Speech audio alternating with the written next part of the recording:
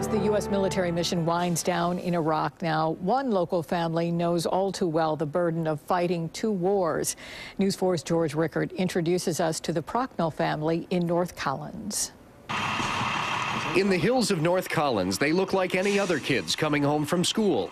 But the home they're coming to has a double service star in the front window, in the hopes their mom and dad get home safely.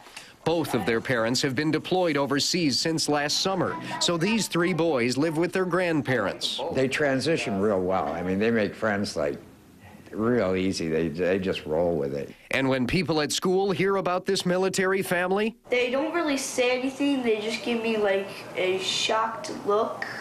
And then when I finally say like I used to live in England, they looked at me like I just sprouted two heads. Their father, Jason Procknell, serves with the Air Force and just finished closing a military base in Iraq.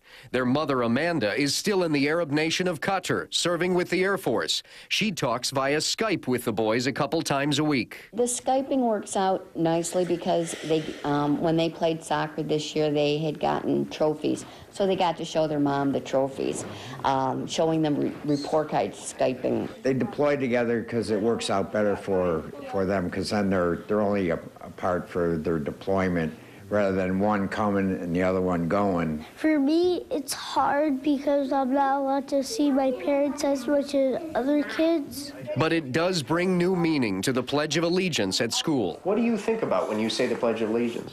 My mom and my dad. I think of it as like a good thing, and I am very proud of it because they are helping other people that some people just can't help. We first met them back in September by chance when Brandon's school bus crashed. I knew since I was one of the oldest, I had to just stay calm. Not such a surprising answer from a boy who's had to grow up faster than most. I feel as if that when one of my parents or my grandparents are sick, I have to be like the helper of the family. Now, the boy's father, Jason Procknell, is expected to come home next week, temporarily, for Christmas. Their mother won't come back to the States until spring, but they should all be back living together in June. George Rickard, News 4 at 5:30.